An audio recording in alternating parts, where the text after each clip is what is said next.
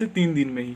तो देखिए इसमें क्वेश्चन बन के आता है सेकंड यूनिट से कि भारतीय संविधान के जो है ना आधारभूत तत्वों का वर्णन कीजिए, या फिर क्वेश्चन आ जाएगा कि भारतीय संविधान की विशेषता क्या है, भारतीय संविधान के महत्व क्या है।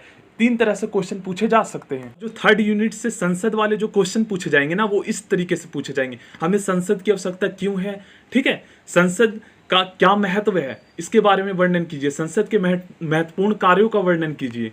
तो चलिए पहले हम इस क्वेश्चन को समझ लेते हैं। तो पूछा जाए आधारभूत तत्व, तो हमें जो है विशेषता लिखना है या फिर हमें जो है महत्व लिखना है। तो पहला तो ये है ना कि हमारा जो संविधान है, भारतीय संविधान, वो हमें मौलिक अधिकार प्रदान करता है। भारतीय संविधान की डेफिनेशन तो आपको पता ही होगा, ये कानूनों दस्तावेजों का एक ऐसा समूह है, ऐसा लिखित दस्तावेज है जो देश को सुचारू रूप से चलाने के लिए ना सबसे महत्वपूर्ण भूमिका निभाता है। तो सबसे पहला जो पॉइंट हमें लिखना है वो लिखना है भारतीय संविधान जो है हमें मौलिक अधिकार प्रदान करता है। उसके बाद देखिए हमें क्या लिखना है, मौलिक अधिकार हमें उसके बारे में हमें जो है ना थोड़ा सा बता देना है मौलिक अधिकार के, क्योंकि हमें 4 से 5 पेजेस जो है हमें भरने होते हैं, क्योंकि क्वेश्चन जो होते हैं वो वहां पर जो है कम से कम 4 से 5 क्वेश्चन करने होते हैं, ठीक है, और काफी ज्यादा लेंथी आंसर हमें लिखना होता है, क्योंकि वहां पर 10 से 15 मार्क्स के जो है क्वेश्चन आते हैं। तो सबसे पहले हमें जो है ना थोड़ा इसके बारे में बता देना है कि मौलिक अधिकार है क्या।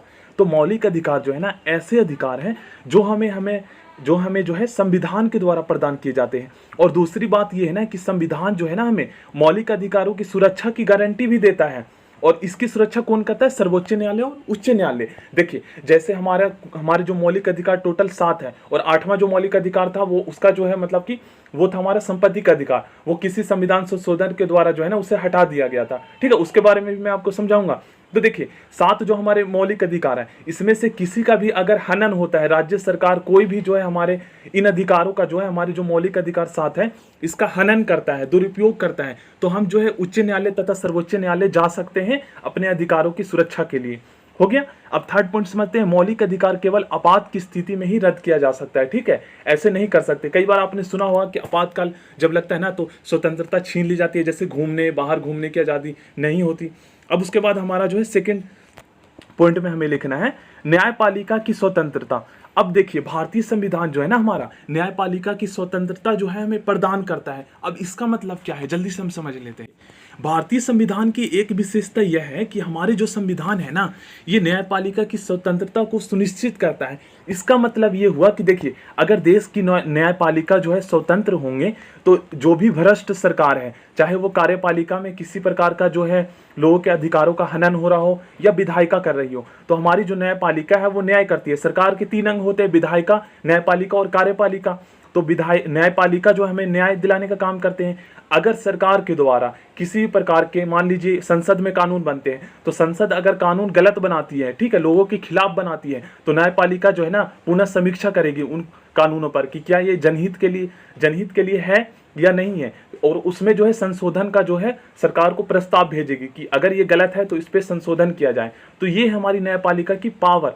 तो ये जो है ना स्वतंत्र बनाया है, मतलब कि हमारे संविधान में जो है बोला गया है कि न्यायपालिका जो है स्वतंत्र होंगे, किसी के अधीन नहीं होंगे, जैसे विधायिका के प्रति अधीन नहीं होंगे, विधायिका को जवाब नहीं देंगे कि हमें ये करना है वो करना है, ये स्वतंत्र होंगे, स्वतंत्र रूप से काम करेंगे, ठीक है। न्यायपालिका संविधान की रक्षा करती है, ये चीज़ आपको पता होना चाहिए। जैसे मान लीजिए संविधान में मान लीजिए संसद जो है ना संशोधन कर रही है किसी कानून को लेकर, तो न्यायपालिका जो है ना देखती है कि क्या जो न्यायपालिका जो संविधान में जो विधायिका, देखें विधायिका संविधान में संशोधन करती है, सॉरी, ठीक है, तो विधायिका जो होती है हमारा संसद होती है, तो संसद मान लीजिए किसी भी कानून बना रही है या संशोधन कर रही है, तो हमारा जो न्यायपालिका है वो चेक करता है कि क्या ये संविधान के अनुसार है या फिर संविधान के खिलाफ है।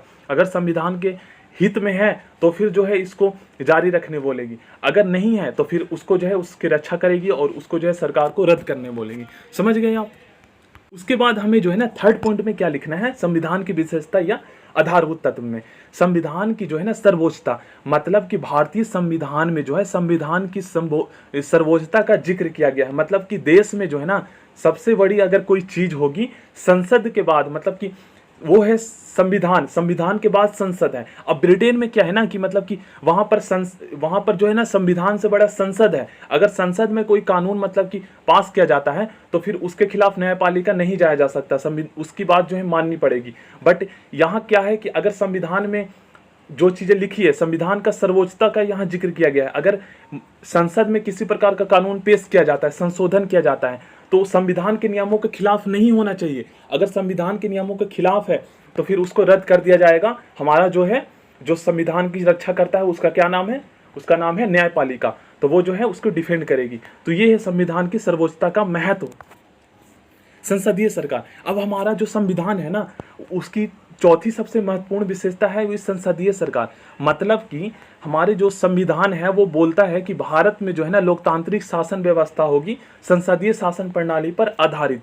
इसमें क्या है ना कि जो जनता द्वारा चुने हुए जो सरकार होंगे, मतलब कि चुने हुए जो प्रतिनिधि होंगे, सांसद होंगे, वो संसद में जाएंगे और जो भी कानून बनाया जाएगा जनहित के, मतलब कि लोगों के लिए जो भी कानून बनाया जाएगा, उसके लिए जो भी महत्वपूर्ण फैसले लिए जाएंगे राष्ट्रीय हित में, जनहित में, तो वो सभी जो है ना संसद करेगी, जो लोगों द्वारा जो है चुने हुए जाएंगे, और कोई नहीं करेगी। मतलब कि जो जनता के प्रतिनिधि जिसे हम बोलते हैं वही करेंगे। क्यों?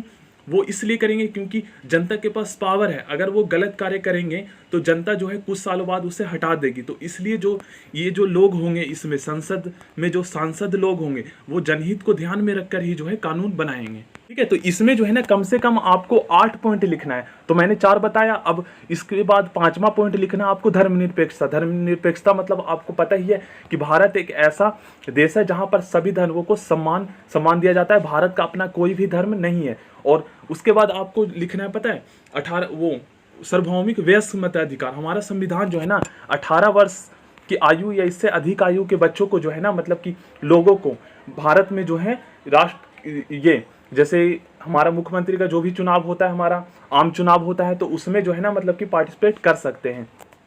उसके बाद आपको लिखना है एकल नागरिकता। हमारा भारतीय जो संविधान है ना वो एकल नागरिकता प्रदान करता है। मतलब कि भारत के किसी भी राज्य से कोई भी व्यक्ति बिलोंग करता है तो वो जो है भारत का नागरिक होगा। ये नहीं कि वो बिहार का नागरिक होगा, वो उत्तर प्रदेश का नागरिक होगा। ये वाला जो है ना वीडियो काफी ज्यादा लेंथी हो रही थी, तो ये मैं आपको नेक्स्ट वीडियो में समझाऊंगा।